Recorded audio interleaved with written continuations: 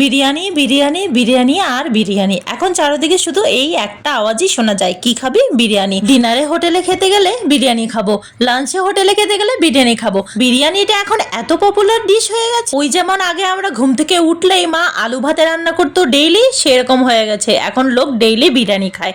দেখো, হোটেলের মতো তো একদম বিরিয়ানি পারফেক্ট হবে বা ওরকম টেস্ট হবে বলতে পারবো না, তবে হ্যাঁ, কাজ চালানোর মতো ঘরে আমি টুকটাক করে বিরিয়ানি বানিয়ে নিই, কারণ এখানে আলু দেওয়া যে আমাদের কলকাতার মতো বিরিয়ানি সেটা একদম পাওয়া যায় না। আর আমার ছেলের আলু দেওয়া বিরিয়ানি খুব পছন্দ। পুনেতে যখনই হোটেল থেকে বিরিয়ানি আনা হয়, এখানকার বিরিয়ানিগুলো একদমই অন্যরকম। এখানে বিরিয়ানিগুলোতে মশলা থাকে প্রচুর পরিমাণে, আর কোনো সেন্ট ইউজ করা হয় না, তাই এখানকার বিরিয়ানিগুলো আমার খেতে ভালোই লাগে। আমি আবার সেন্টের গন্ধটা একদমই সহ্য করতে পারি না। তো যখনই আমার ছেলের আলু দেওয়া বিরিয়ানি খেতে ইচ্ছে করে, তখনই এরকম ঝটপট ঘরে বানিয়ে নিই বিনা সেন্টের বিরিয়ানি। তো চলো, যারা যারা আমার মতো সেন্ট না খেতে পছন্দ করে তারা এরকম ভাবে বানিয়ে খাও। টাটা।